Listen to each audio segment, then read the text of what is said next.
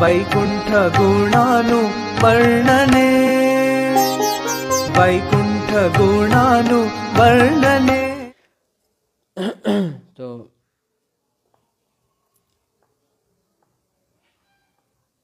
সেই জায়গা থেকে আমরা আজকে পড়ছি 287 নম্বর শ্লোক থেকে। জয় জয় শ্রী চৈতন্য জয় নিত্যানন্দ জয়াদ্বৈত চন্দ্র জয় গৌর ভক্তবৃন্দ। জয় জয় শ্রী চৈতন্য জয় নিত্যানন্দ জয়াদ্বৈত চন্দ্র জয় গৌর ভক্তবৃন্দ। জয় জয় শ্রী চৈতন্য জয় নিত্যানন্দ জয়াদ্বৈত চন্দ্র জয় গৌর ভক্তবৃন্দ।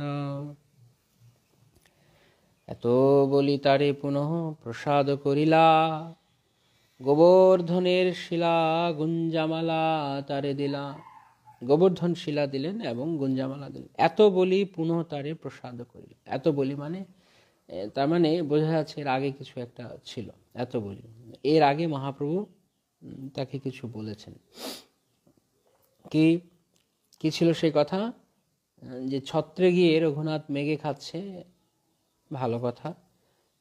মেঘে নয়, ছত্রে তিনি যথালাভ উদর ভরণ করছেন, অর্থাৎ যে যা দিচ্ছে তাই তিনি কারোর কাছে কিছু চাইছেন না। সিংহদ্বারে তিনি মেঘে খাইতেন, কিন্তু যেটা মহাপ্রভুর পছন্দ ছিল না, তাই তিনি ছত্রে গিয়ে যে যা দিচ্ছে তাই দিয়ে তিনি তার উদর ভরণ করছেন। অন্য কথা নাহি সুখে কৃষ্ণ কীর্তন, এবং অন্য কৃষ্ণ কথা ছাড়া অন্য কোনো কিছু তিনি বলতেন না। কেবল সুখে তিনি হরিনাম সংকীর্তন করতেন। আর কাউকে যদি তার কাছে ভগবানের কথা শুনতে আসতেন তাহলে তার সঙ্গে কৃষ্ণ কথা বলতেন। তো মহাপ্রভু বলেন এটা খুব ভালো করেছে। এত বলি তারে পুনঃ প্রসাদ করিলা, গোবর্ধনের শিলা গুঞ্জামালা তারে দিলা। গোবর্ধন শিলা এবং গুঞ্জামালা। গুঞ্জামালা আমরা আগের দিন বলছিলাম, গুঞ্জামালা হচ্ছে শ্রীমতী রাধারানীকে বৃন্দাবনে পরানো হয় কুচ ফুলের মালা, একদিকে সাদা থাকে একদিকে কালো থাকে। সেই গুঞ্জামালা তাকে মহাপ্রভু প্রদান করলেন। এটি কোথা থেকে মহাপ্রভু পেয়েছিলেন? গোবর্ধনের শঙ্করানন্দ সরস্বতী বৃন্দাবন হইতে আইলা, তেহ সেই শিলা গুঞ্জামালা লইয়া গেলা। শঙ্করানন্দ সরস্বতী বলে এক বৈষ্ণব সন্ন্যাসী, তিনি বৃন্দাবন থেকে দর্শন করে যখন ফিরছেন তখন এই গুঞ্জামালা এবং শিলা তিনি নিয়ে এসেছিলেন এবং সেইটি তিনি মহাপ্রভুকে দিয়েছিলেন। সেই শিলা এবং মালা মহাপ্রভু তখন রঘুনাথ দাসকে দিয়েছিলেন। পার্শ্বে গাথা গুঞ্জামালা গোবর্ধন শিলা, দুই বস্তু মহাপ্রভুর আগে আনি দিলা। পার্শ্বে গাথা গুঞ্জামালা, সেই কুচ ফুলগুলোকে মানে মাঝখান দিয়ে নয়, পাশাপাশি করে গাথা ছিল, সাইড দিয়ে গাথা ছিল। এবং গোবর্ধন শিলা, এই দুই বস্তু মহাপ্রভুকে তিনি দিলেন। দুই অপূর্ব বস্তু পাইয়া প্রভু তুষ্ট হইলা, স্মরণের কালে গলে পড়েন গুঞ্জামালা। যখন মহাপ্রভু রাধা কৃষ্ণ স্মরণ করেন, তাদের ভাবে থাকেন, তখন মহাপ্রভু এই দুই বস্তু তিনি গ্রহণ করেন। কি? গুঞ্জামালা তিনি গলায় পড়েন, সেই প্রসাদী মালা। এবং গোবর্ধন শিলা কি করেন মহাপ্রভু? গোবর্ধন শিলা প্রভু হৃদয়ে নেত্রে ধরে। গোবর্ধন শিলা কভু নাসায় ঘ্রাণ লয়, কভু শিরে করে করে। কখনো কখনো মহাপ্রভু সেই গুঞ্জামালাকে মাথায় স্পর্শ করছেন, আবার কখনো ঘ্রাণ নিচ্ছেন, কখনো হৃদয়ে ধরছেন। এভাবে মহাপ্রভু সবসময় সেই গুঞ্জামালা এবং শিলাকে প্রযত্ন করছেন। নেত্রজলে সেই শিলা ভিজি নিরন্তর, শিলারে কহেন প্রভু কৃষ্ণ কলেবর। প্রভু যখন সেই শিলা, গোবর্ধন শিলা অর্থাৎ সাক্ষাৎ ভগবান, এবং তিনি গ্রহণ করেন, তখন নেত্রজলে, চোখের জলে নিরন্তর তিনি সেই শিলার অভিষেক করেন। আমরা যেমন দুধ, দই, ঘি, মধু বা পঞ্চগব্য বা পঞ্চামৃত যাকে বলে, বিভিন্ন ফলের রস ইত্যাদি দিয়ে ভগবানের অভিষেক করি। আর মহাপ্রভু তিনি সেই গোবর্ধন শিলার অভিষেক করতেন নেত্র জলে, চোখের জলে তিনি ভগবানের অভিষেক করতেন। যারা ভগবানের উন্নত ভক্ত, প্রেমী ভক্ত, তাদের ভগবানের সেবা পূজার আর কোনো উপাচার লাগে না, সব কিছু তাদের আছে। সবচেয়ে বড় জিনিসটি তাদের আছে, সেটি হচ্ছে তাদের হৃদয়। সেই কোমল হৃদয়ে যখন তারা ভগবানকে ভালোবেসে গ্রহণ করেন, ভগবানকে সেবা করেন, তখন ভগবান অন্য কিছুর অপেক্ষা করেন, তিনি কেবল ভক্তি দেখতে চান। তাই জন্য ভগবান ভগবদ্গীতায় তিনি কথা বলছেন, তদহম ভক্তুপরিতম, সেই বস্তু, সেই বস্তু আমি, তার সেই বস্তু আমি, অহম আমি গ্রহণ করি, ভক্তুপরিতম যা ভক্তির দ্বারা উপহার দেওয়া হয়েছে আমার। হতে পারে তা পত্রপুষ্প ফল জল, কিন্তু যেহেতু তা ভক্তির দ্বারা দেওয়া হয়েছে, তা আমি তা প্রীতি ভরে গ্রহণ করি।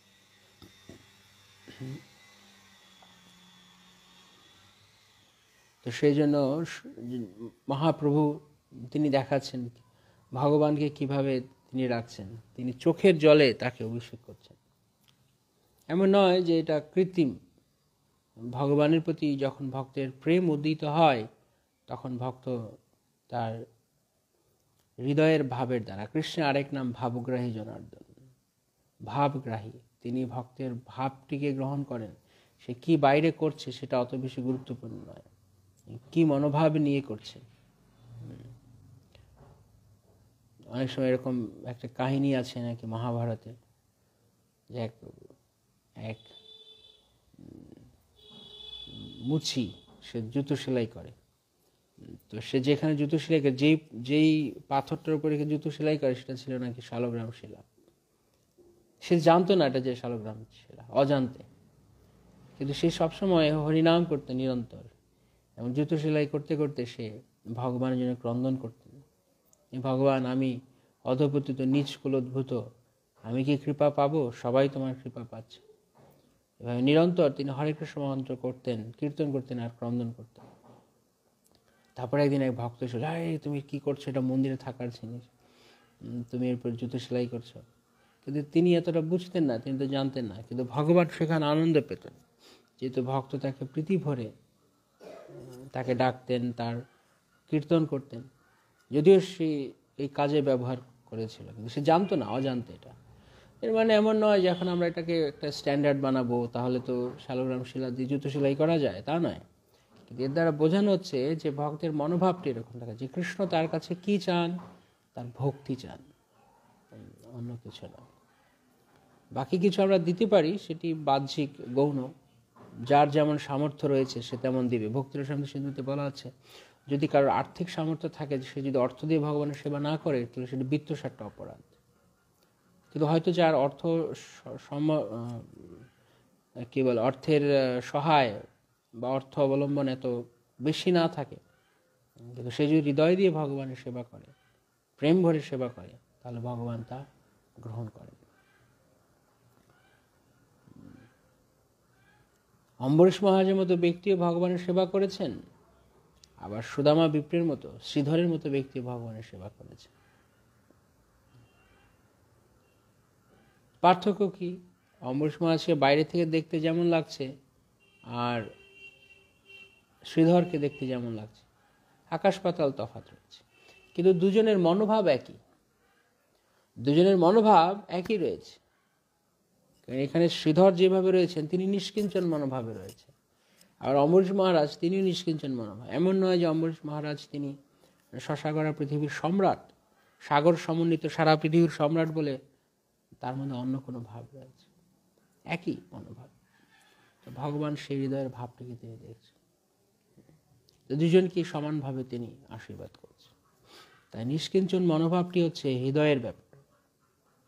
নিষ্কিঞ্চন, অকিঞ্চন, নমো অকিঞ্চন বিত্তায় তাম অকিঞ্চন গোচরাম, কুন্তী মহারানী বলছেন। ভগবান কার দ্বারা উপলব্ধ হন, কার দ্বারা দেখা সম্ভব হন, কে দেখতে পারে, কে ভগবানকে কাছের করতে পারে? যিনি অকিঞ্চন। অকিঞ্চন মানে যার কিছু নেই তা নয়। অকিঞ্চন মানে যার হয়তো রয়েছে, কিন্তু সে কখনো তার নিজের মনে করে না। অনাসক্ত ভাব, অনাসক্তস্য বিষয়ান, রূপ গোস্বামী পাদের শিক্ষা, ভক্ত গোস্বামী, অনাসক্তস্য বিষয়ান। বিষয় রয়েছে, কিন্তু অনাসক্তভাবে সে তা ব্যবহার করছে। রঘুনাথ দাস গোস্বামীর পিতা তাকে 400 স্বর্ণমুদ্রা পাঠিয়েছে, 2জন ভৃত্য পাঠিয়েছে, একজন ব্রাহ্মণ পাঠিয়েছে, কিন্তু 400 স্বর্ণমুদ্রা রঘুনাথ মনে করেন আমার, তিনি মনে করেছেন আমার পিতা আমাকে দিয়েছে, কিন্তু নিজের জন্য ব্যবহার করেনি, সব ভগবানের সেবায় লাগিয়েছে। কখনো তার যেই এই যে মনোভাব, প্রোপ্রাইটারশিপ যেটা বলে, শ্রীমদ্ ভগবদ গীতায় ভগবান সেই কথা বলছেন, নিরাশ নির্মম ভূত্বা যুদ্ধস্য বিগত জড় ময়ি সর্বাণি কর্মাণি সংন শ্রদ্ধাত্মচেতসা। 330 ভগবান বলছেন যে তুমি সবকিছু করো অর্জুন, তুমি যুদ্ধ করো, কিন্তু কিভাবে? ময়ি, আমাতে সবকিছু অর্পণ করে, ফলটি আমাতে অর্পণ করে। অর্থাৎ কর্ম করার সময়, কাজটি করার প্রত্যেকেরই যার যার বৃত্তি রয়েছে, পেশা রয়েছে, কিন্তু তার ফলাফল আমার উপরেই কেবল নির্ভর করছে এমন নয়, ভগবান যেমন চাচ্ছেন। আমরা চেষ্টা করতে পারি, কিন্তু কৃষ্ণ ইচ্ছায় ফল ধরে। তো তাই সমস্ত কিছু তুমি আমাকে অর্পণ করো, ময়ি সর্বাণি কর্মাণি, সমস্ত কিছু আমাকে অর্পণ করো, এবং কি অধ্যাত্ম চেতসা, তুমি অধ্যাত্ম চেতনা সম্পন্ন। অধ্যাত্ম চেতনা কি? আমরা এর আগে আলোচনা করেছি, অধ্যাত্ম চেতনা মানে জড়জাগতিক চেতনা ঠিক বিপরীত। জড় চেতনা হচ্ছে আমার, সবকিছু আমার, এটা চেতনার ব্যাপার। অর্জুন প্রথমে যখন যুদ্ধ করতে চাইলেন না, তখন তিনি অধ্যাত্ম চেতনায় ছিলেন না, তখন তিনি জড় চেতনায় ছিলেন। তিনি মনে করছেন এই আত্মীয় স্বজন সবকিছু আমার, এবং যুদ্ধের ফলাফল আমার উপরে নির্ভর করছে। যদি আমি যুদ্ধ করি তাহলে সব মরে যাবে, যদি আমি যুদ্ধ না করি সবাই বেঁচে যাবে, যদি আমি যুদ্ধ জয়ী হই তাহলে এরা সবাই পরাস্ত হবে, আমি রাজ্য ভোগ করব, যদি আমি যুদ্ধ হেরে যাই তাহলে আমার ক্ষতি হবে, আমি লোকের কাছে অপমানিত হব। এই সব কিছু কেবল নিজের দিক থেকে চিন্তা করছে। কিন্তু ভগবান বলছেন তুমি কিসের যুদ্ধ করছো? তুমি কে যুদ্ধ করবা? তুমি আমাকে অর্পণ করো সবকিছু, আমি বলছি তাই তুমি যুদ্ধ করো, আমার আজ্ঞা পালন করো। নিরাশী নির্মম ভূত্বা যুদ্ধস্য বিগত জড়। তাই তুমি কি করো? দুটো কাজ করো, একটা নিরাশী, নির্মম। নিরাশী মানে যে কোনো কিছুর ফলের আশা করছে না, কি হবে না হবে ভগবান। নির্মম, নির্মম মানে এই জগতে আমরা নির্মম মানে নিষ্ঠুর লোক, নিষ্ঠুর যারা, নির্মম। কিন্তু এখানে নির্মম শব্দের অর্থ হচ্ছে মমত্ব বুদ্ধি রহিত হয়, মমত্ব শূন্য হয়। মমত্ব মানে মম মানে আমার, মমত্ব মানে আমার, সবকিছু আমার। ভগবান বলছে তুমি যুদ্ধ করো, কিন্তু নির্মম হয়ে যুদ্ধ করো। এই কথা যদি জাগতিক লোক দেখে বা শুনে বা পড়ে গীতা থেকে, তখন তারা বলে দেখেছ, Krishna is the villain. Krishna অর্জুনকে নির্মম হতে নির্দেশ দিয়েছেন। এই জগতে কেউ নির্মম লোক পছন্দ করে না, দেখো কি নির্মম ব্যবহার, নিষ্ঠুর। কিন্তু এটা হচ্ছে বাংলায় আমরা বলি, কিন্তু সংস্কৃতে আসলে নির্মম শব্দের অর্থ হচ্ছে নিঃমম, আমার নয়, আমার নয়। তো ভগবান হচ্ছে নিরাশ নির্মম ভূত্বা, নির্মম ভূত্বা, তুমি নির্মম হও, যুদ্ধস্য, যুদ্ধ করো, বিগত জড়। এতে করে কি হবে? বিগত জড়, জড় মানে জড়, জ বর্গীয় জ, নিচে ব সংযুক্ত র, এই জড় মানে হচ্ছে শোক। তুমি যদি নিরাশী নির্মম হয়ে যুদ্ধ করো তবে তুমি শোক শূন্য হতে পারবে। কিন্তু আমরা তো এই জগতে সবকিছু যাই দেখছি তাই আমার বলে মনে করছি, যখনই যেটা পাচ্ছি তখনই সেটাকে মনে করছি এটা আমার ভোগের জন্য। এবং যদি কোনো কিছু দেখছি, কোনো কিছুর সঙ্গে আমাদের টাচ হয়েছে, তো সঙ্গে সঙ্গে টাচ মানে কোনোভাবে আমাদের সংস্পর্শে এসছে কিছু, তো তখন থেকে আমরা বুঝতে পারছি, আমরা ভাবছি যে এই যে আমরা যেটি পেলাম সেটি হচ্ছে কি, তা হচ্ছে আমার, এবং আমি তা পেয়ে গেলাম।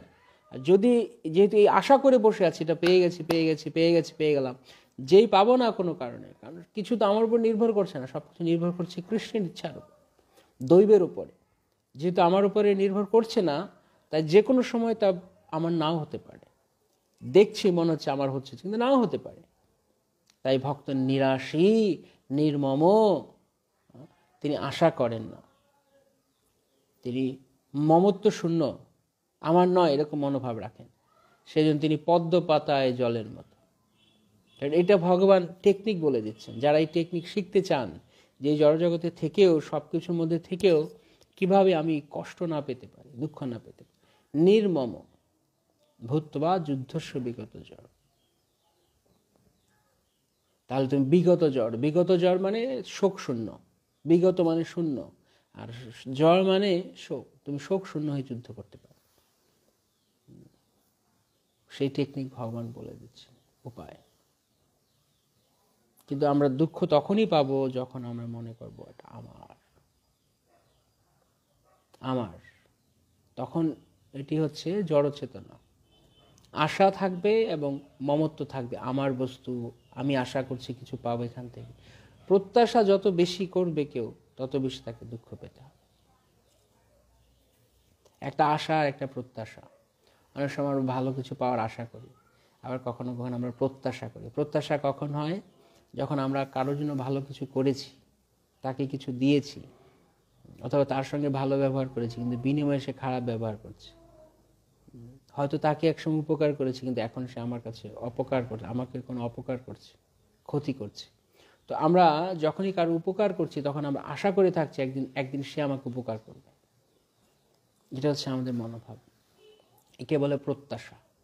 কারো কাছ থেকে কিছু প্রত্যাশা, আমি কিছু করেছি সে আমার জন্য করবে, কিন্তু এমনটা নাও হতে পারে। সবসময় কেউ আমরা করেছি বলেই করবে এমন নাও হতে পারে। অনেক সময় অনেকে বলে, তাহলে আমি যে তার ভালোটা করলাম, এই ভালোটা কোনো মূল্য নেই? হ্যাঁ আছে, হয়তো আপনি সেটা অন্য কারো কাছ থেকে পেতে পারেন। কোনো কিছু বাদ হয়ে যাবে না। যদি আমরা কারোর ভালো করি, সেটা যে নষ্ট হয়ে যাবে এমন না, সেটা অন্য কারোর কাছ থেকে আমরা পেতে পারি। একদম একই ব্যক্তির কাছ থেকে একই রকম ভাবে পেতে হবে এরকম কোনো কথা নেই। আপনারা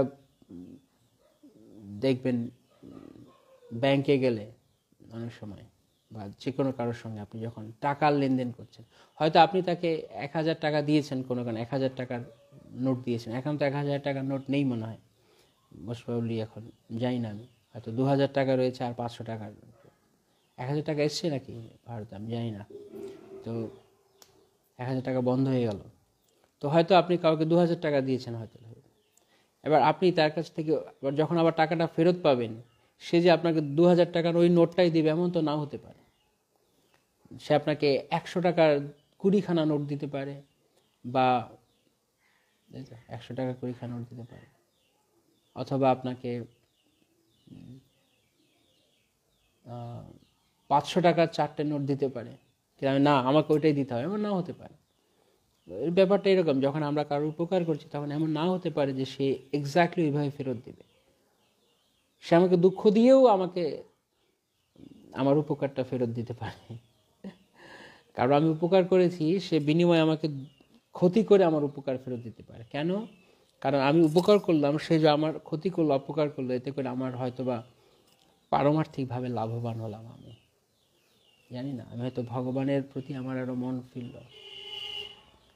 আমি তার উপকার করেছি, কিন্তু সে যখন আমার সাথে এরকম ব্যবহার করবে, তখন হয়তো এমন হতে পারে যে তার প্রতি দুঃখবশত, কষ্টবশত ওই লোকের কাছ থেকে আশা করা, ওই লোককে আমার মানে আশার লিস্ট থেকে বাদই দিয়ে দিলাম। এভাবে এক এক করে ভগবানের প্রতি ভরসা যাচ্ছে, এরকম হতে পারে। তাই এই ধরনের কোনো কথা নেই যে আমি যাকে যেভাবে উপকার করছি সেইভাবেই আমাকে উপকার করবে। এরকম আমাদের ব্যক্তিগত অভিজ্ঞতা রয়েছে। আপনাদের কারো এরকম আছে নাকি অভিজ্ঞতা হয়েছে? আমি দেখেছি আমি যে কাউকে যদি কোনোভাবে সাহায্য করা হয় কিছুতে, অনেক সময় পরবর্তীকালে সে ভুলে যায় সেটি, এবং একেবারেই কোনো রকম তখন দেখলে মানে দেখা হলে হয়তো চেনেও না এরকম, অথচ একসময় তাকে অনেক উপকার করা হয়েছে তার ভক্তি জীবনে বা জয় কিছু, হয়তো একসময় ভক্তি জীবনে কোনো না কোনোভাবে আমাদের কাছ থেকে গাইডেন্স গ্রহণ করতো বা অনেক উপকার পেয়েছে ভক্তিতে, তারা নিজেরাই বলতো, কিন্তু একসময় চেনেও না, হয়তো বদলে গেছে। তাতে কিছু সমস্যা নেই, কারণ তখন এই জিনিসটা মনে হয়েছে, এই জিনিসটা উপলব্ধি হয়েছে যে আসলে এই পৃথিবীতে কেউ কারণ নয়। আমরা হয়তো কাউকে উপকার করেছি, কিছু ভালো করেছি, সে জড়জাগতিকভাবে সাহায্য করে হোক বা পারমার্থিকভাবে কিছু দিয়ে হোক, ভগবত ভক্তিতে এগোতে সাহায্য করে হোক, কিন্তু পরবর্তীতে দেখা গেছে সেই ব্যক্তি হয়তো, তো এতে করে কি হয়েছে, ভগবানের প্রতি আরো, এবং এই জগৎটা যে কি সেই স্বরূপ চেনাতে সে আমাকে সাহায্য করছে। গুড। যদি আমাকে এটা না হতো তাহলে তো আমি এই আশা করে থাকতাম যে না, এই জগতে আমি ভালো কিছু পাবো, সবসময় এই জগৎ থেকে আমি আশা করে বসে থাকতাম। তো যখনই খারাপ কিছু ঘটছে বা ভালো কিছু ঘটছে, তা সবই আসলে ভগবানের ইচ্ছা। ভালো ঘটলেও তার পেছনে ভালো কিছু রয়েছে, খারাপ হলেও তার পেছনে ভালো কিছু রয়েছে, কেননা কৃষ্ণ সর্বমঙ্গলময়। কৃষ্ণ যা করেন তার পেছনে ভালো কিছু রয়েছে, আমি বুঝতে পারবো না। হয়তো আপাত দৃষ্টিতে মনে হচ্ছে যে খারাপ হবে, ভালো হতে পারে। খারাপ হচ্ছে কেন? আমরা দেখেছি প্রায় সময় যখন গুরু মহারাজকে অনেক ভক্তরা প্রশ্ন করেন, আমার পরিবারে অনেক সমস্যা, অনেক মানে হয়তো বা পতি পত্নীর মধ্যে মিল নেই, কোনো মনোমালিন্য হচ্ছে, বা সংসারে অন্যান্য কারোর সঙ্গে, তখন গুরু মহারাজ এই কথা বলছেন সবসময়, যেটা কৃষ্ণ তোমাকে রিমাইন্ডার দিচ্ছেন, তোমাকে জানাচ্ছেন যে তুমি এখানে সুখী হতে পারবে না, এটা তোমার থাকার জায়গা নয়। ভক্তি সিদ্ধান্ত সরস্বতী ঠাকুর প্রভুপাদ বলতেন, এই জড়জগৎটি ভদ্রলোকের থাকার জায়গা নয়। এখন আমরা ঠিক করবো আমি কি ভদ্র না অভদ্র। যে জগৎ থেকে ভালো থাকার আশা করে সে আসলে অভদ্র।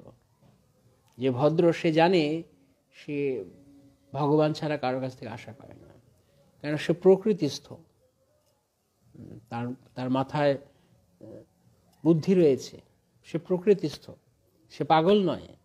পাগল লোক ভুল জায়গায় কিছু চায়। যেমন পাগল, সে মুদির দোকানে গিয়ে বলবে কাপড় পাওয়া যায়, কাপড় আছে, কিন্তু মুদির দোকানে তো কাপড় পাওয়া যায় না। যখনই আপনি দেখবেন কোনো পাগল মিষ্টির দোকানে গিয়ে বলছে আমি চকলেট খাবো, মিষ্টির দোকানে চকলেট পাওয়া যায় না। আবার কনফেকশনের দোকানে গিয়ে সে খুঁজছে, হয়তো কাপড় খুঁজছে, তাও পাশে পাবে না। তার মানে তখন বুঝতে হবে যে মাথা খারাপ আছে, এই জায়গায় এটা চায় নাকি, মাথা খারাপ নাকি, লোক শুনলেই বলে মাথা খারাপ আছে নাকি। কিন্তু যে সুস্থ লোক সে কিন্তু জানে কোথায় কি থাকে। তদ্রূপ এই জড় জগতে কারো কাছ থেকে ভালো কিছু পাওয়া, প্রত্যাশা করা, এটা পাগল লোকের কাজ, মাথা ঠিক নেই যার, যে জড় জগতের স্বভাব জানে না। সেই জন্য ভগবান ভগবদ্গীতায় তো বলে দিচ্ছেন, এটা দুঃখালয়ম, তুমি আশা করছো কেন এখান থেকে। যে যত আশা করছে সে তত দুঃখ পাচ্ছে, যত আশা, যত মাত্রায় আশা তত মাত্রায় দুঃখ।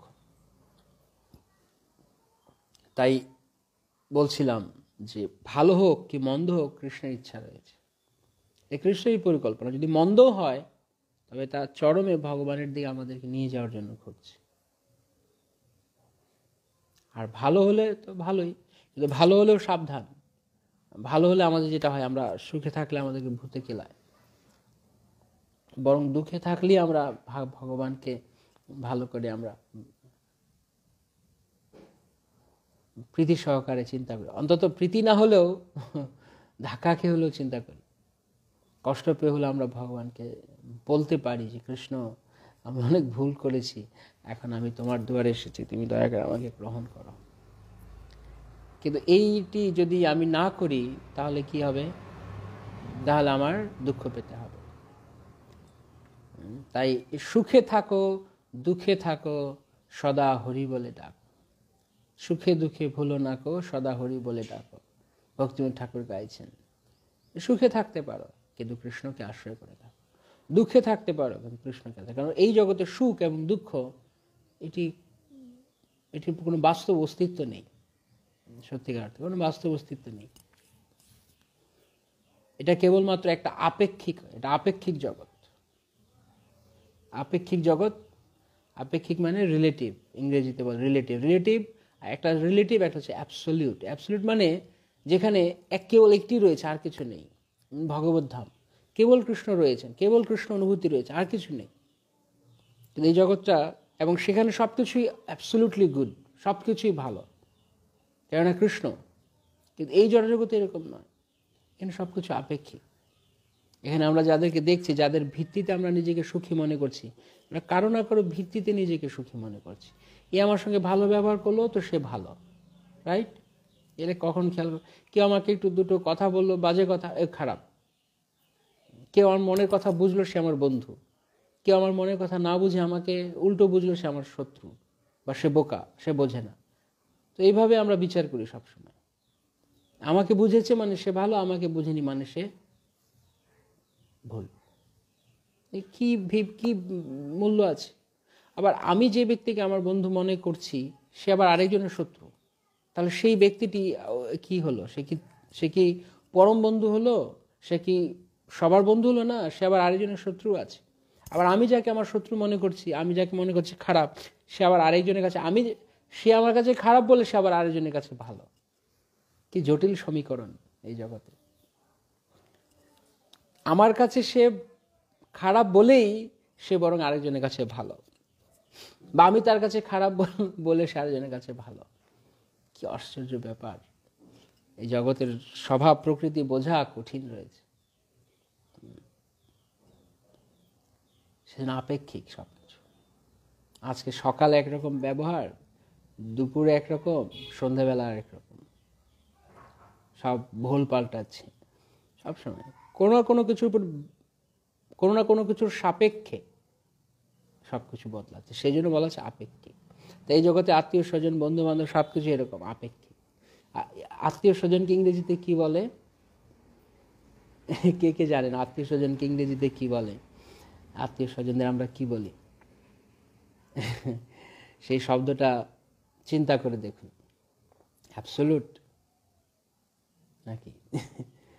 তো আমরা মনে করছি আমাদের আত্মীয় স্বজন, বন্ধু বান্ধব এরা বুঝি আমাদের আপন কেউ, কিন্তু আসলে কি তারা আপন? খুব সুন্দরভাবে, মানে খুব যুক্তিগতভাবে, খুব যৌক্তিকভাবেই তাদেরকে, আত্মীয় স্বজনকে রিলেটিভ বলা হয়। রিলেটিভ, একটু আগে বলছিলাম রিলেটিভ ওয়ার্ড। তো রিলেটিভস আর রিলেটিভ, অ্যাকচুয়ালি রিলেটিভস আর relative. Relatives are not absolute. আমি মনে করছি যে তারা বুঝি আমার পরম বন্ধু, কিন্তু তারা আমার পরম বন্ধু নয়। সেজন্য আমি ভুল জায়গায় আমি খুঁজছি, আমি ভুল জায়গায় আমি সুখের অনুসন্ধান করছি। তারা আসলে আপেক্ষিক, তারা কেউ চরম নয়। তাই ভগবান বলছেন ভগবদ্গীতা, সুহৃদম সর্বভূতানাম। হ্যাঁ, রিলেটিভ, ইয়েস, রিলেটিভ, রিলেটিভ।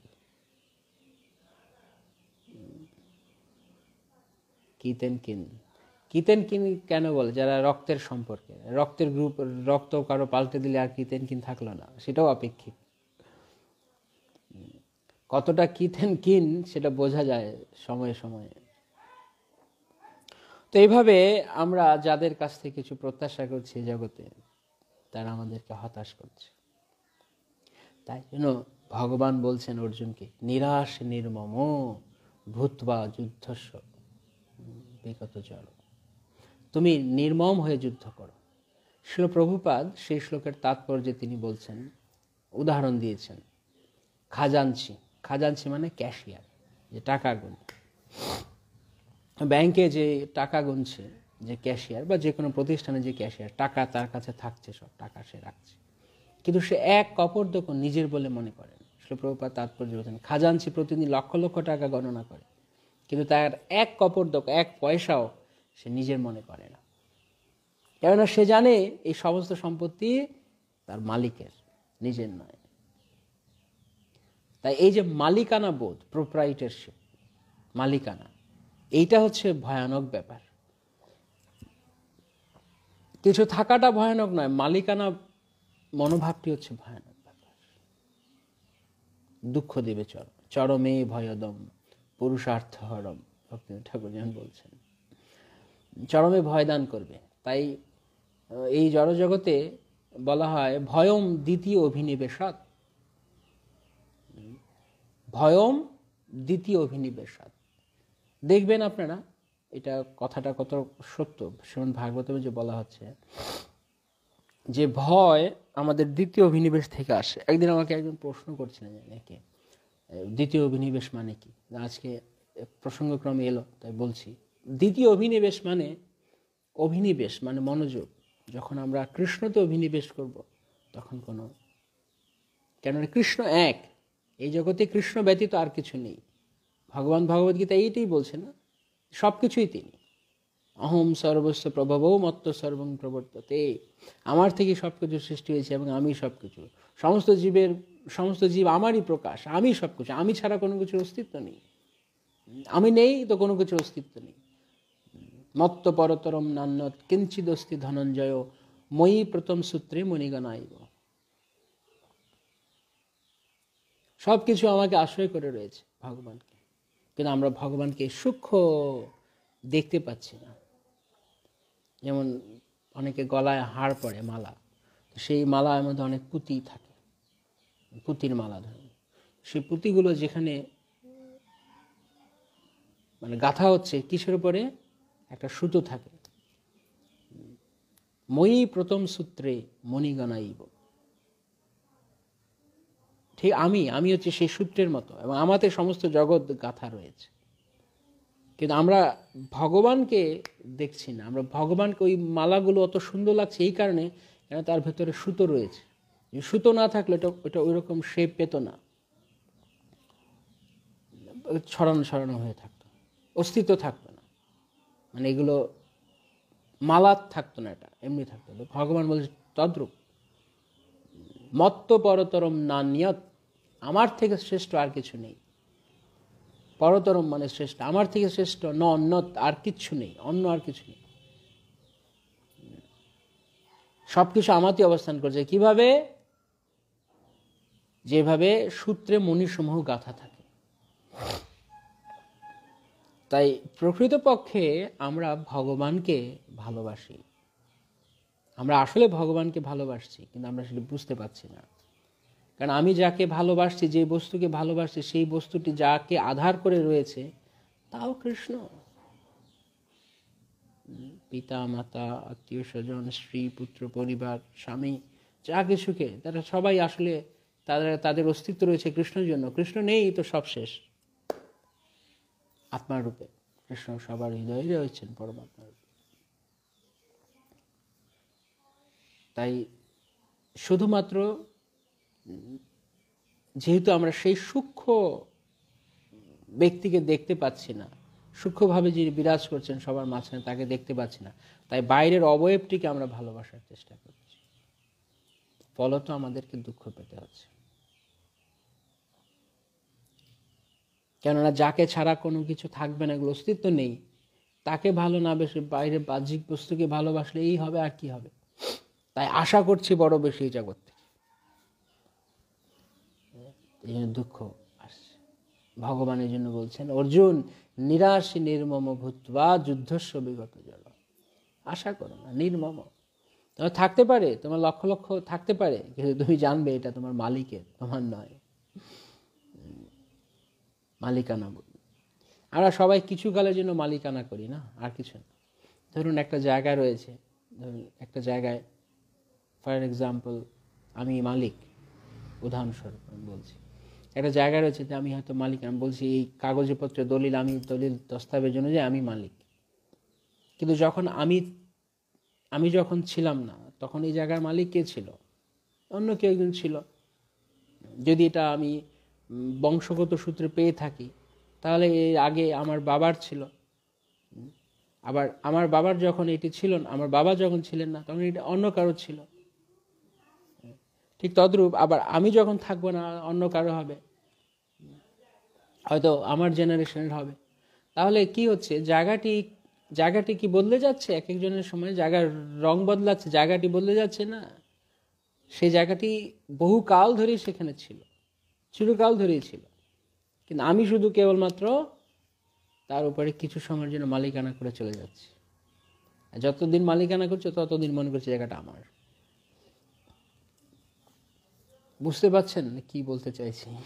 চিন্তা করুন, কারা কারা বুঝতে পারছেন? এটা সহজ ব্যাপার, কঠিন নয়।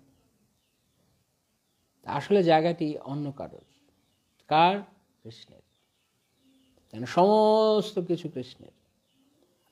মত্ত সর্বং প্রবর্ততে, আমার থেকে সবকিছু সৃষ্টি হয়েছে, সব কিছু কৃষ্ণের। কিন্তু সেই জায়গাতে কেবল মিছা মালিকানা দাবি করে যাচ্ছি। তাই একটা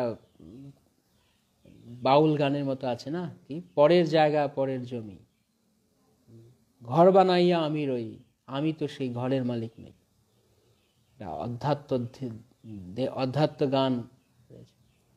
আসলে সত্যিকার অর্থে এই সব কৃষ্ণের, আমাদের নয়। কিন্তু আমরা কিছু সময়ের জন্য মালিকানা করে যাচ্ছি। আর যখন মালিকানা করছি তখন খুব বড় জোর, একদম পা একদম মাটিতে, আমার জায়গা। কিন্তু আসলে ভগবানের। এর আগেও অন্য কারোর ছিল, পরে অন্য কারোর হবে। তাহলে এই যে মাঝখানে সময়টুকু যে আমি যে দাবি করে গেলাম মালিকানার, কি লাভ হলো? যখনই মালিকানা দাবি করছি তখনই কষ্ট পেয়ে যায়, কারণ তার থেকে আশা চলে আসে, প্রত্যাশায় কিছু একটা পাবো। তাই ভক্ত এই জগতে আসেন, দেখেন, কাজ করেন, কাজ শেষ করেন, চলে যান। আর কোনো যারা পোকা মূর্খ, তারা বলে যে যাব না, এখানেই থাকবো, মরিতে চাই না আমি সুন্দর ভুবনে, মরবো না, যাব না, এখানেই থাকতে চাই। কিন্তু এটা সম্ভব নয়, মূর্খের মতবাদ। মরবো না আমি চাই না চাই তাতে কেউ যায় আসে না, মরতে আমাকে হবে। তাই যতদিন আমরা এখানে রয়েছি ততদিন আমাদেরকে ভগবানের কথা অনুযায়ী চলতে হবে। ভগবান খুব সরল পন্থা বলে দিলেন। এটা খুব সুন্দর শ্লোক, আমার ভগবদ্গীতার প্রিয় শ্লোকগুলির একটা। আপনারা চাইলে আজকে ঘরে গিয়ে পড়তে পারেন, মানে ঘরেই আছেন হয়তো, পড়তে পারেন ভগবদ্গীতা, দেখবেন কত চমৎকারভাবে ভগবান বলছেন। প্রভুপাদ কি অমৃতময় তাৎপর্য করেছেন এই শ্লোকের। 3য় অধ্যায় 30 নম্বর শ্লোক।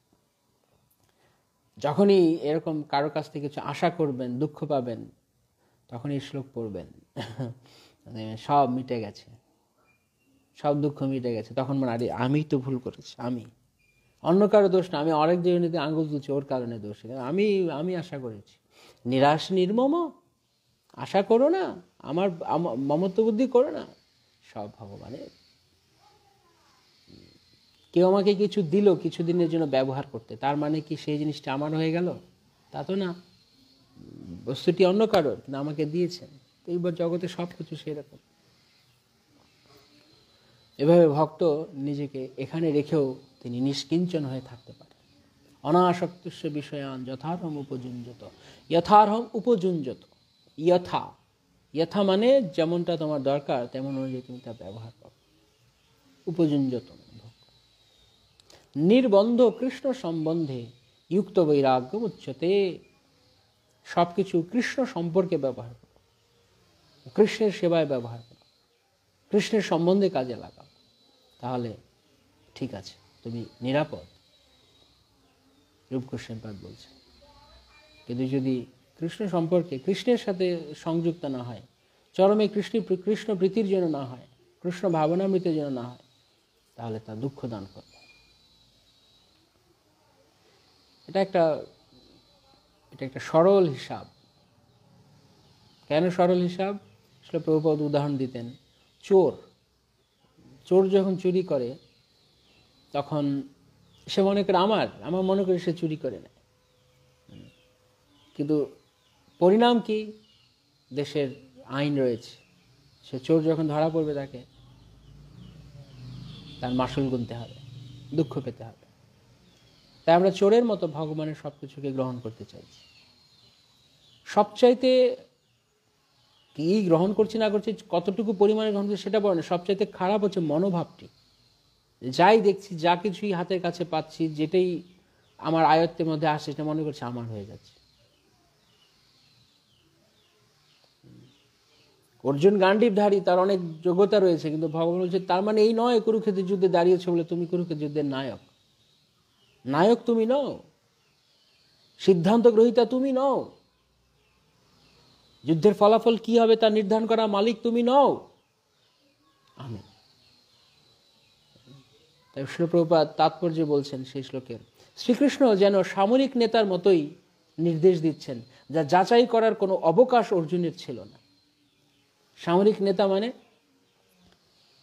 মিলিটারি আর্মিতে যেমন হয়, যারা মানে সৈনিক, তাদের কিন্তু কিছু বলার নেই, তাদের কমান্ডার যা বলবে গুলি করো, গুলি করো না, না এখন স্যার এখানে যা দেখছি এখানে গুলি করা দরকার না, অর্ডার নেই, ওপরে অর্ডার নেই, কিছু করতে পারবে।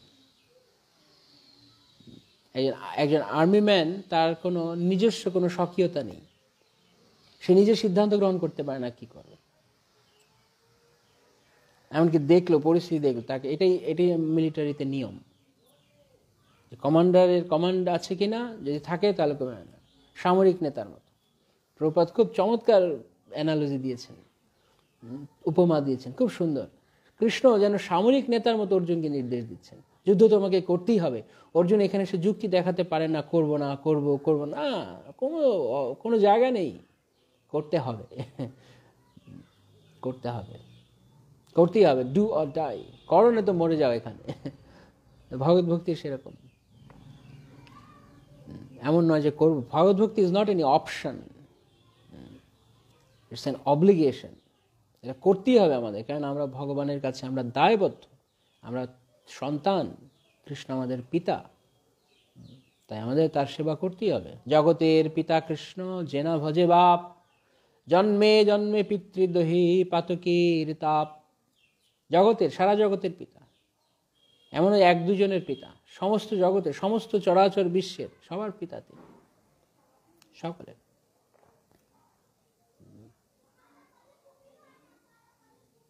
তাই আমি পালন করতে চাই বা না চাই তার কিছু আসে যায় না, আমার ইচ্ছার কোনো এখানে দাম নেই, করতেই হবে ভগবত সেবা। এটা আমাদের নিত্যবৃত্তি। যখন আমরা সেই আসল জায়গা থেকে, সেটি আমাদের সাথে কৃষ্ণের পরম সম্পর্ক, যখন আমরা সেই পরমকে এড়িয়ে অন্য কিছু করতে যাব, তখন আমরা রিলেটিভে চলে যাচ্ছি, অ্যাবসলিউটকে বাদ দিচ্ছি, রিলেটিভে চলে যাচ্ছি, আর তখনই আমাদেরকে দুঃখ। কারণ রিলেটিভের ধর্মই হচ্ছে, স্বভাবই হচ্ছে এরকম, আজকে ভালো তো কালকে মন।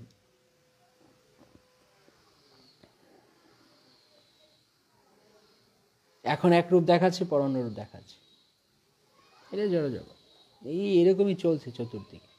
আমরা যেই কাজই করি না কেন, যেভাবেই চেষ্টা করি না কেন, ভগবান ছাড়া আমরা কখনো পূর্ণরূপে সুখী হতে পারবো না। তাই সেই শ্লোকের তাৎপর্য প্রভুপাদ বলছেন, ভগবান শ্রীকৃষ্ণের সেবা না করে এই জগতে কেউ সুখী হতে পারে না। ওই একই শ্লোক আপনারা যদি চান খুলে দেখবেন, এই সেম কথাগুলো আছে। আমরা যত বেশি এই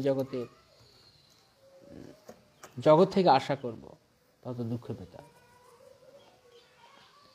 তাই ভগবত ভক্তি কি? ভগবত ভক্তির একটা নাম হচ্ছে ক্লেশ অগ্নি।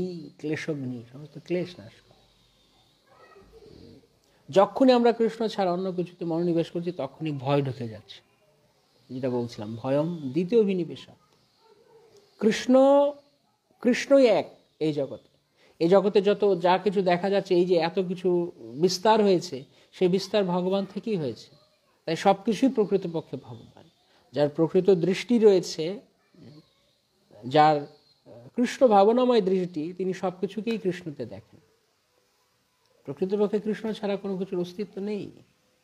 কৃষ্ণ ইচ্ছা করেছেন বলেই সব কিছু প্রকাশিত। কৃষ্ণ ইচ্ছার সঙ্গে সঙ্গে আবার সব কিছু ডিজলভ হয়ে যাবে, সব কিছু কোথায় মিলিয়ে যাবে, খুঁজে পাওয়া যাবে না। সেই জন্য ভক্ত তিনি যেমন বলছেন যে কি, চৈতন্য চৈতন্যতে বলা আছে, যাহা যাহা নেত্র পরে তাহা কৃষ্ণ স্ফুরে। সব কিছুতেই ভগবানকে দেখছেন, সব কিছুতেই ভগবত দর্শন। এটি হচ্ছে কৃষ্ণ ভাবনামৃত।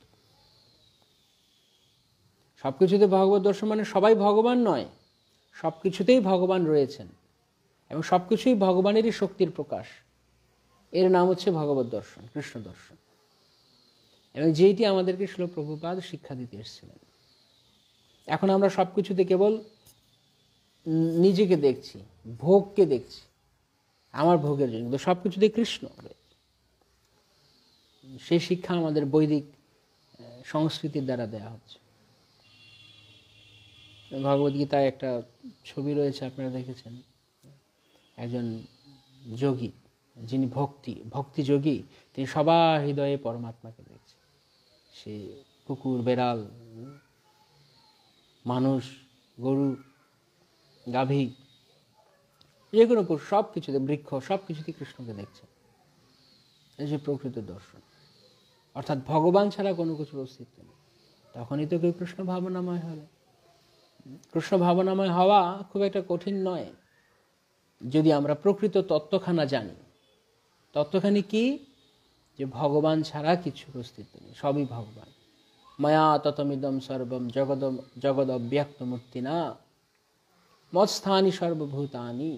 সব কিছুতেই আমি রয়েছি, আমার থেকেই সব কিছুর চরাচর ব্যক্ত এবং অব্যক্ত জগতের সৃষ্টি হয়েছে, সমস্ত কিছু ভগবান। তাই যখন আকাশে সূর্য উঠছে সকালবেলা, তখন আমরা যারা কৃষ্ণ চেতনাহীন তারা দেখছে কি সূর্য উঠেছে, এটা প্রতিদিন ওঠে, এরকম উঠেছে। কিন্তু যিনি ভক্ত তিনি জানেন এই সূর্য আর কেউ নন, তিনি হচ্ছেন ভগবানের একটি চক্ষু। ইয়া চক্ষুরে সবিতা সকল গ্রহাণম রাজা সমস্ত সুরমূর্তি অশেষ তেজা यस्यागया भ्रमति संभृत कालचक्र गोविंदमादि पुरुषम तमहम भजामि। ইয়া চক্ষুরেশ, তিনি যার চোখ, কার? কৃষ্ণের। ইয়া চক্ষুরেশ সবিতা সকল গ্রহাণাম রাজা সমস্ত সুরমূর্তি, সমস্ত গ্রহের রাজা হলেও কি লাভ? ইয়াস্যাগয়া ভ্রমতি সংভৃত কালচক্র, তিনি যার নির্দেশনায় তার কালচক্রে তিনি ভ্রমণ করছেন, তিনি হচ্ছেন আদি পুরুষ গোবিন্দ। সুতরাং সূর্য দেখার সঙ্গে সঙ্গে কাকে মনে হবে? কাকে মনে হবে? কৃষ্ণকে মনে হবে। এটি ভগবানের একটি চক্ষু। ঠিক তদ্রূপ চন্দ্র ভগবানের আরেকটি চক্ষু সমান। রাতের আকাশে আমরা যখন অনেক চাঁদ এবং অনেক তারা দেখছি, একটি চাঁদ এবং অনেক তারা দেখছি, তখন এত সুন্দর সজ্জা কে করে রেখেছে? এই যে সাজসজ্জা করা আছে, কে করেছে? এই জগতের কেউ করেছে? আমার বাপ ঠাকুরদা করেছে? না কোনো বিজ্ঞানী করেছে? না, ভগবান করেছে। সঙ্গে সঙ্গে ভগবানের সৃষ্টির পূর্ণিমা রাত্রিতে যখন চাঁদের আলো আসছে, চন্দ্রিমা, চন্দ্রকিরণ কত স্নিগ্ধ লাগছে, কে ব্যবস্থা করেছেন? কৃষ্ণ। প্রকৃতির যে কোনো কিছুর ঐশ্বর্যের প্রকাশ দেখলেই সেটি কৃষ্ণের বিভূতি বলে জানতে হবে। যে কোনো সুন্দর কিছু, যে কোনো ভালো কিছু, যে কোনো শক্তিশালী কিছু কৃষ্ণের প্রকাশ। আমরা, আমাদের সমস্যা হচ্ছে আমরা সেই বস্তুটিকে বলে অ্যাপ্রিসিয়েট করি, আমরা ভগবানকে অ্যাপ্রিসিয়েট করি। যে বোকা, আসলে প্রভুপাদ বলতেন, যে বোকা সে প্লেন দেখে আশ্চর্য হয়, বাপরে বাপ, প্লেন কত অদ্ভুত বিষয়, কত অদ্ভুত জিনিস, দারুণ। কিন্তু আসলে অদ্ভুত কি?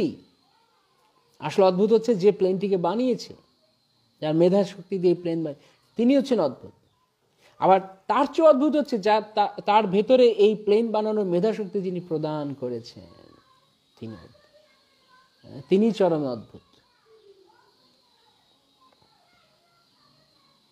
তাই ভক্ত জানেন যে সবকিছুর পেছনে ভগবান রয়েছে, সেজন্য সমস্ত কিছুতে কৃষ্ণ। এর নাম হচ্ছে এক দৃষ্টি, এক অভিনিবেশ, এক অভিনিবেশ। কৃষ্ণ সবকিছু। কিন্তু ভয়ম দ্বিতীয় অভিনিবেশাৎ, ভয়ম দ্বিতীয় অভিনিবেশাৎ। দ্বিতীয় অভিনিবেশাৎ কি? যে না, ভগবান ছাড়া অন্য কিছু। যখনই আমরা কৃষ্ণ চেতনা, এই যে এতক্ষণ যেটা ছিল সেটা হচ্ছে কৃষ্ণ চেতনা, আর যখন কৃষ্ণ চেতনা ছাড়া অন্য কিছু ভাবছে, চিন্তা করছে, তখনই দ্বিতীয় অভিনিবেশ হয়ে গেল। অর্থাৎ কায় মনোবাক্যে, এক কথায়, সোজা কথায়, কায় মনোবাক্যে কৃষ্ণ সেবা করা, কৃষ্ণের কাছে শরণাগত থাকা হচ্ছে এক অভিনিবেশ। কিন্তু কৃষ্ণ ছাড়া অন্য কিছুতে অভিনিবেশ করা মানে তখনই ভয়, উদ্বেগ, উৎকট। এই জগতে তার বহু উদাহরণ দেখা যায়। যেমনটা আমরা অলরেডি আলোচনা করলাম যে আপনি যখনই কারোর কাছ থেকে কিছু আশা করছেন, অন্য কিছুতে অভিনিবেশ করছেন, তখনই তা দুঃখ প্রদান করছে, উদ্বেগ প্রদান করছে। যে কৃষ্ণের উপরে নির্ভরশীল নয়, অন্য কিছু নির্ভরশীল, তাকে সেই নির্ভরশীলতার জায়গাগুলোকে মেনটেন করতে গেলে তাকে দুঃখ পেতে হচ্ছে। তাই না কি? তাই নয় কি? কোনো ভালো বন্ধু রয়েছে, আমি মনে করছি, ভরসা করছি, সেই বন্ধুটি একসময় আমার সঙ্গে বিট্রে করলো, দ্বিতীয় অভিনিবেশ। কৃষ্ণ ছাড়া আমি অন্য কিছুকে বন্ধু মনে করেছিলাম। বা যেমন আরও স্থূল উদাহরণ দেবে, যেমন এই জগতে ছেলেমেয়েরা তারা একজন আরেকজনকে ভালোবাসছে, তথাকথিত ভালোবাসে। আজকালকার দিনে কোথায় ইউথ জেনারেশন তারা এই ইউথফুল এনার্জিকে ভগবানের সেবায় লাগাবে তা না করে অন্য কিছু করছে। কিন্তু যখনই একটি ছেলে একটি মেয়েকে পছন্দ করছে, এটা বাস্তব কথা, প্রভুপাদই উদাহরণ দিয়েছেন, যখনই সে অন্য কিছুর প্রতি মন দিচ্ছে, একটা ছেলে একটা মেয়েকে পছন্দ করছে, ভালোবাসে, বা একটি মেয়ে একটি ছেলেকে ভালোবাসছে, তারপরে কি হচ্ছে, কিছুদিন পর হঠাৎ করে সেই ছেলে বা সেই মেয়ে বলছে হরে কৃষ্ণ, হরে কৃষ্ণ বলছে না, চলে যাচ্ছে কোনোভাবে। তখন সঙ্গে সঙ্গে সে চিন্তা, যখনই হচ্ছে তখনই, যখনই এই সম্পর্ক হচ্ছে তখনই কেন, যখনই আমি কাউকে কৃষ্ণ ছাড়া অন্য কিছুতে মনোনিবেশ করেছি, তখন সে কীভাবে সুখী হবে, ওর বাপরে বাপ, সারাক্ষণ সে চিন্তা, সে ভালো আছে কিনা, সে সেফ আছে কিনা, সারাক্ষণ ভয়ে। এবং এই সমস্ত কারণে অনেক আজকালকার দিনে দেখা যায় কত ধরনের ক্রাইম হচ্ছে। হয়তো একজন ব্যক্তিকে একটি মেয়েকে দু তিনজন ছেলে ভালোবাসছে, আবার একটি ছেলেকে দুই তিনজন মেয়ে ভালোবাসে, তার পরিণামে অত্যন্ত ভয়াবহ জঘন্য পরিণাম দাঁড়াচ্ছে, একজন আরেকজনকে খুনাখুনি পর্যন্ত হয়ে যাচ্ছে। কেন? ভয়ের কারণ কি? দ্বিতীয় অভিনিবেশ। এভাবে সব কিছুতেই, কারো ব্যবসা রয়েছে, ব্যবসায় সে ভালো করছে, উত্তরোত্তর তার আর্থিক উন্নতি হচ্ছে, এবং সে তাতেই মজে গেছে। যেমনটা ভগবান বলছেন নিরাশ নির্মম, সে নিরাশ নির্মম নয়, সে মনে করছে আমার আশা করছে। যখনই ব্যবসায় লস হচ্ছে, আর কি হলো, কারণ ব্যবসায় যখন লস হচ্ছে তখন তার অভিনিবেশ ছিল সেখানে, তাই সে দুঃখ পাচ্ছে। এইভাবে ভক্ত তিনি যখন কৃষ্ণ ভাবনাময় থাকেন সব সময়, ভগবানের ওপর নির্ভর করে, তখন নিশ্চিন্তে যুদ্ধ করেন। 18 দিন দুর্যোধন তিনি শুধু দ্বিতীয় অভিনিবেশে যুদ্ধ করেছে, তাই সে ভীত ছিল, জয়ী হব কিনা, জয়ী হব কিনা, জয়ী হব কিনা, জয়ী হব কিনা। আর অর্জুন যুদ্ধ করছেন কি কারণে? কমান্ডার অর্ডার, যেটা আমরা একটু আগে বললাম, কোনো বাছবিচার নেই, তিনি তার মতো যুদ্ধ করে যাচ্ছেন, কোনো চিন্তা নেই, কারণ কৃষ্ণ বলেছেন তুমি যুদ্ধ করো, হারলে হারবে, জিতলে জিতবে, তোমার এটা আমি দেখব। কিন্তু আমরা যখনই কৃষ্ণ ছাড়া অন্য কিছুতে মন দিব, দুঃখ পেতেই হবে। আমি কাউকে তথাকথিত প্রেম ভালোবাসা করছি, সে আদৌ চিরকাল আমাকে ভালোবাসবে কিনা জানি না, হয়তো কোনো একদিন দুঃখ দিয়ে চলে গেল, তখন হায় রে হায়, বিষ খাবে না গলায় দড়ি নেবে না গায়ে কেরোসিন ঢালবে, সেই জান। কেন দুঃখ পাচ্ছ? কারণ তুমি ভয়ম দিতে অভিনিবেশা, তুমি কৃষ্ণ ছাড়া অন্য কিছুতে মন দিয়েছিলে। দুঃখের কারণ, এটা বাস্তব কথা, কিন্তু এটা লোকেরা আজকালকার দিনে বুঝতে চায় না, বা বুঝলেও চেপে যায়। তারা কি করছে? তারা একটা লাথি খেয়ে আরেকটা লাথি খাওয়ার জন্য তৈরি হচ্ছে। তারা ভাবছে ঠিক আছে, এক জায়গায় সফল হলাম না আরেক জায়গায় সফল হব, কোনো লাভ নেই, এটা জড়জগতের প্রকৃতি, স্বভাব, এইভাবে জড়জগৎটি বানানো। যেটি আমরা প্রথমে বলছিলাম, কি গুরু মহারাজ বলছিলেন, যে এটা ভগবানের ব্যবস্থাপনা, যাতে করে তুমি জানতে পারো, চিনতে পারো যে আসলে এই জগৎটি তোমার থাকার জায়গা নয়। আমরা সবাই ভগবানের, আমরা কৃষ্ণের কাছে ফিরে যাওয়া হচ্ছে আমাদের কর্তব্য। তাই ভগবান ইচ্ছে করে এমন ব্যবস্থাপনা করেছে, যেখানেই আমি কৃষ্ণ ছাড়া অন্য কিছুতে আমি মন দিব, অন্য কারো কিছুতে আমি মনে সঙ্গে সঙ্গে দুঃখ। এবার কেউ সেই দুঃখকে বুঝে ভগবানের শরণাগত হয়, আর কেউ সেই দুঃখ পেয়ে সুইসাইড করে, কেউ সেই দুঃখ পেয়ে আরেক জায়গায় সুখী হবার চেষ্টা করে, কেউ মনে করে দুঃখটাই জীবন। কিন্তু আসলে তো দুঃখ জীবন নয়, জীবনটা হচ্ছে আনন্দময়। কারণ আমরা আনন্দময় অভ্যাসাত, আমরা কৃষ্ণ আনন্দময়, তাই আমরাও আনন্দময় হব। কিন্তু কখন সেটা হবে? যখন আমরা অধ্যাত্ম চেতনায়, ময়ি সর্বাণি কর্মাণি সংন্যাস অধ্যাত্ম চেতস। তাই অর্জুন, তুমি অধ্যাত্ম চেতনায় আসো। যখন তুমি অধ্যাত্ম চেতনায় থাকবে, তখন নিরাশী নির্মম ভূত্বা, তখন তুমি নিরাশী হও, নির্মম হও এবং যুদ্ধ করো। তাহলে বিগত জ্বর মানে শোক শূন্য হয়ে যাও। তখন আর কোনো there will be no lamentation, কোনো শোক থাকবে না। এখন সবাই, সারা জগতে লোক কি করছে বলুন তো? সবচেয়ে বেশি কি শোনা যাচ্ছে?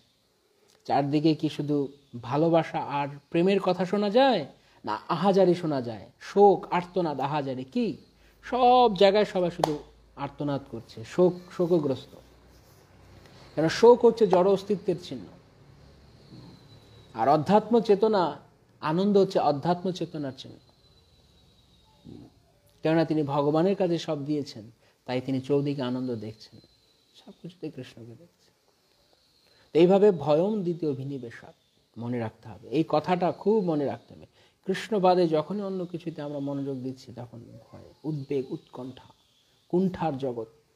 আর ভগবত ধামকে বলা হয় বৈকুণ্ঠ, কেননা সেখানে দ্বিতীয় অভিনিবেশ নেই, সেখানে একটাই অভিনিবেশ, কৃষ্ণ অভিনিবেশ, তাই তা বৈকুণ্ঠ। আর এই জগৎ হচ্ছে কুণ্ঠ জগৎ, কুণ্ঠা জগৎ, কারণ এখানে দ্বিতীয় অভিনিবেশ রয়েছে, সবাই অন্য অভিনিবেশ রয়েছে। কিন্তু এই জগতে থেকেও, এখানে থেকেও যদি কেউ এক অভিনিবেশে থাকতে পারে, কৃষ্ণ অভিনিবেশে, তাহলে সে এসবের ঊর্ধ্বে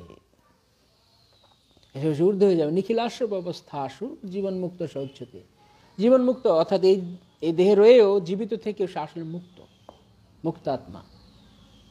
মুক্তাত্মা মানে সে কেবল ভগবানের নামে চলে গেছে, তার মিলিয়ে গেছে, এমন নয়। মুক্তাত্মা মানে এখানে থেকেও হওয়া যায়। তাই যারা ভগবানের শুদ্ধ ভক্ত, আমরা তাদেরকে দেখি, তারা এই জগতে থেকেও আমাদের চোখে, আমরা অনেক সৌভাগ্যবান যে আমরা অন্তত আমাদের এই দুষ্ট চোখে আমরা তাদেরকে দেখতে পাচ্ছি, দূষিত চোখে তাদেরকে। কিন্তু আমরা যেটাও দেখছি সেটা বাহ্যিকভাবে দেখছি, কিন্তু তিনি আসলে তা নন। আমি মনে করছি আরে ওনার কত দুঃখ কষ্ট, কিন্তু আসলে কিন্তু তিনি চিন্ময় আনন্দে রয়েছেন।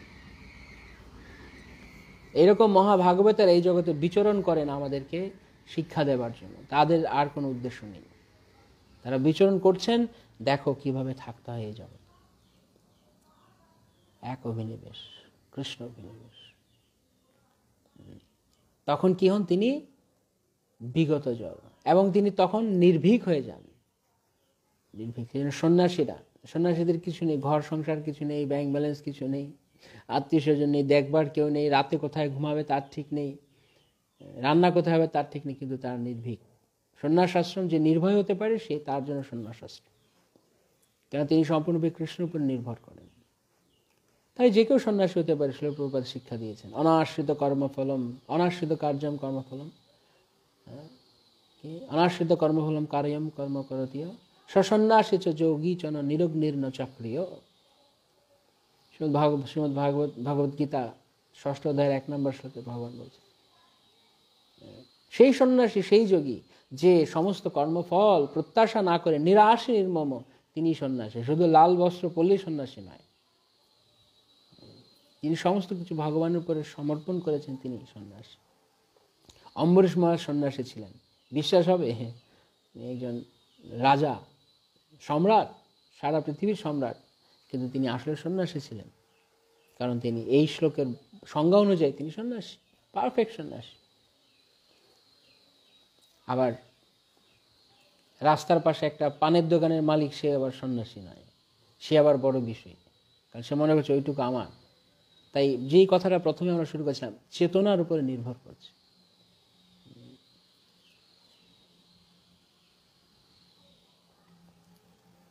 তাই ভক্ত, আমরা বলছিলাম মহাপ্রভু সেই গোবর্ধন শিলাকে নিয়ে কিভাবে স্নেহ করছিলেন, চোখের জলে ভাসাচ্ছিলেন, কেননা তারা কৃষ্ণ ভাবনাময়, কৃষ্ণময়। মহাপ্রভু সেই শিক্ষা আমাদেরকে দিয়েছেন, সবসময় কৃষ্ণময় থাকার জন্য। ধীরে ধীরে ধীরে ধীরে গুরু কৃষ্ণের করুণায়, গুরু বৈষ্ণবের আশীর্বাদে যেরকম হতে পারে। আমাদের এখন আমরা অনর্থ রয়েছে অনেক হৃদয়ে, চাইলেও এরকম হচ্ছে না, কিন্তু তাদের কৃপায় আমাদের হতে পারে। সেই ভক্ত ঠাকুর তিনি কৃপা প্রার্থনা করছেন। ওহে বৈষ্ণব ঠাকুর দয়ার সাগর, এ দাসে করুণা করি। তিনি দয়ার সাগর বৈষ্ণব। কেন? তার কাছে কৃষ্ণ রয়েছেন, যার কৃষ্ণ রয়েছে তার কাছে সাগরের মতো সম্পদ রয়েছে। কৃষ্ণকে করুণা সিন্ধু, হে কৃষ্ণ করুণা সিন্ধু, দীনবন্ধু জগৎপতে, গোপেশ গোপিকাকান্ত রাধাকান্ত নমস্তুতে। করুণা সিন্ধু, তাই করুণা সিন্ধুকে যারা নিয়ে আছেন তারাও করুণা সিন্ধু। তাই বৈষ্ণব করুণা সিন্ধু, দয়ার সাগর, যে অল্প একটু এক বিন্দু। দিয়া পদ ছায়া শোধো হে আমারে, তোমার চরণ ধরি, তোমার চরণ ধরি।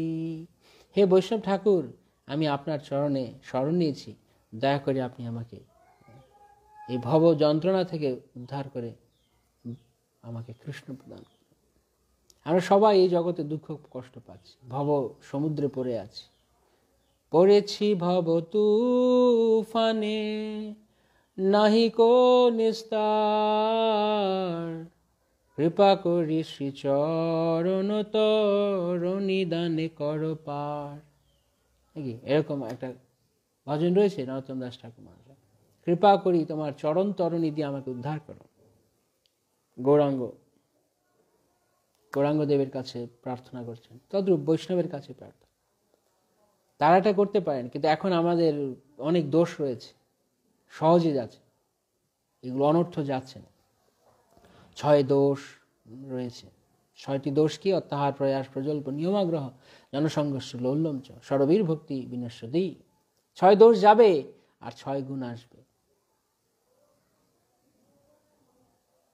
তারপর উৎসাহ, ধৈর্য, নিশ্চয়, তত্তৎকর্ম প্রবর্তনা, সঙ্গ ত্যাগাৎ শতবৃত্তি, সরবীর ভক্তি প্রসিদ্ধ। তারপর 6 সৎসঙ্গ আসবে। 6 সৎসঙ্গ কি? দদাতি প্রতিগৃহাতি গহ্যামাক্ষতি পৃচ্ছতি ভুঙ্ক্তে বোজায়তে চৈব সরবীর প্রীতি লক্ষণম। এভাবে 6 দোষ যাবে, 6 গুণ আসবে, 6 সৎসঙ্গ লাভ হবে। বসেছি সঙ্গের বাস, কিন্তু আমরা একা পারবো না, সেটি বৈষ্ণবের কৃপা লাগবে। একাকী আমার নাহি পায় বল, হরিনাম সংকীর্তনে, তুমি কৃপা করি শ্রদ্ধা বিন্দু দিয়া, দেহ কৃষ্ণ নাম ধনে, দেহ কৃষ্ণ নাম ধনে। তখন ভক্তের কৃপায় ভগবানকে লাভ করা যাবে। কেন? ভক্ত হচ্ছেন, ভগবান হচ্ছেন ভক্তের সম্পদ।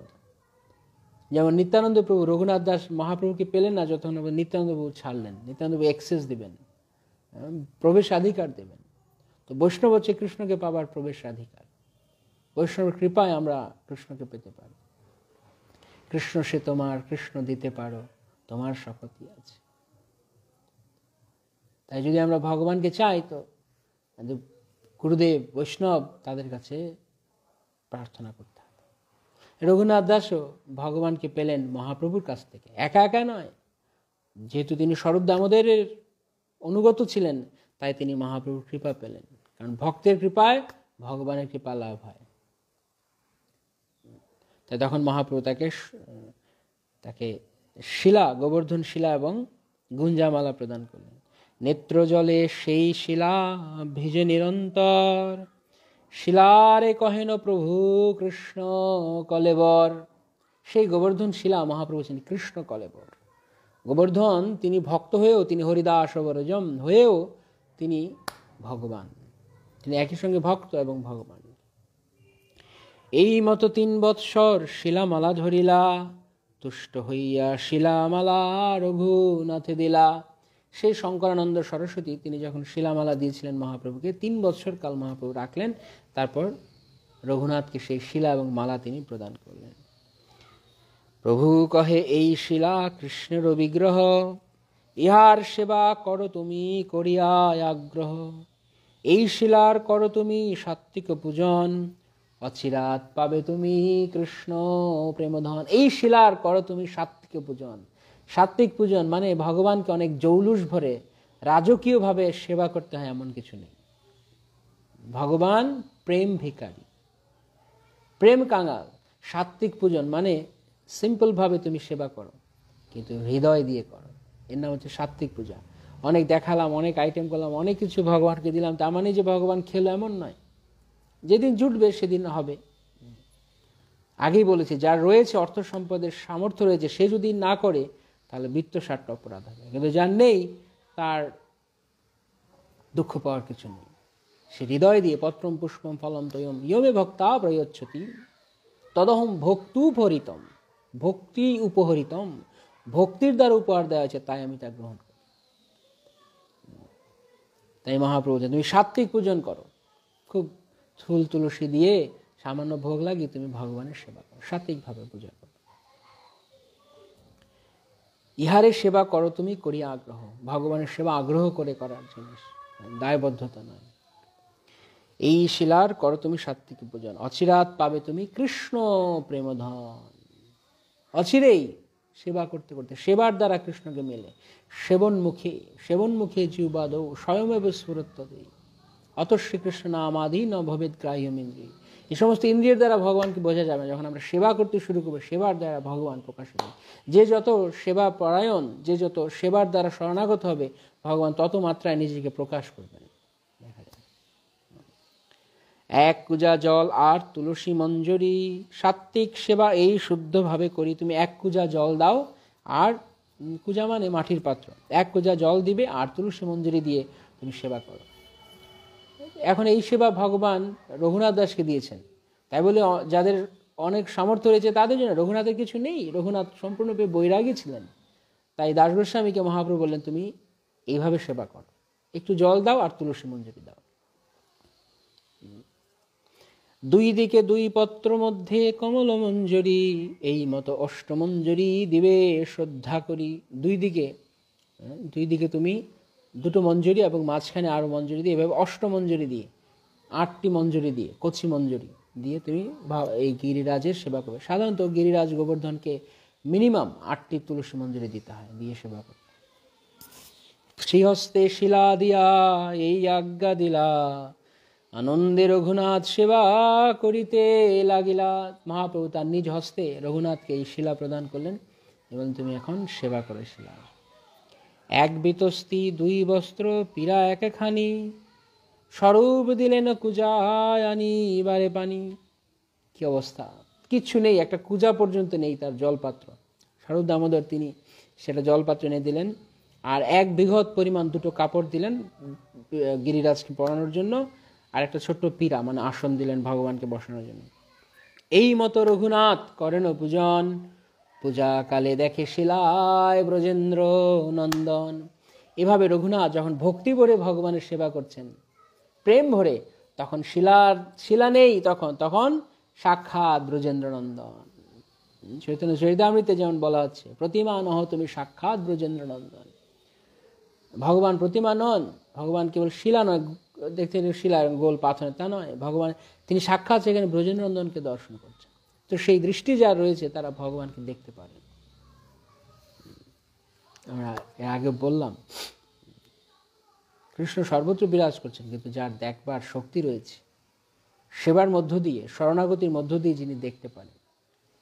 রঘুনাথ যখন সেবা করছেন তখন সেই গোবর্ধন শিলা সাক্ষাৎ তিনি ব্রজেন্দ্র নন্দন রূপ ধারণ করছেন। আর রঘুনাথ দেখছেন আর ব্রজেন্দ্র নন্দন কৃষ্ণ। এই মতো করে রঘুনাথ পূজন, এই মতো রঘুনাথ করেন পূজন। পূজাকালে দেখে শিলায় ব্রজেন্দ্র নন্দনকে দেখছে।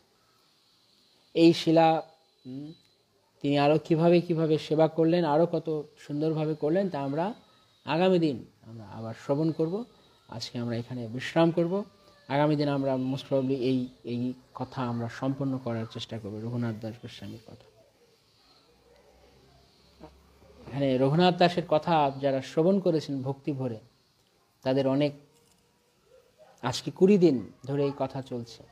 এর যে কি ফল রয়েছে, শ্রুতি ফল, এই কথা শুনলে যে কি অপূর্ব বস্তু পাওয়া যাবে তা আমরা আগামী দিনে আলোচনা করব। রঘুনাথ দেশের এই লীলামৃত, রঘুনাথ কথামৃত যারা শ্রবণ করেছেন, কৃষ্ণদাস কবিরাজ গোস্বামী তাদেরকে এক মহান আশীর্বাদ করছেন।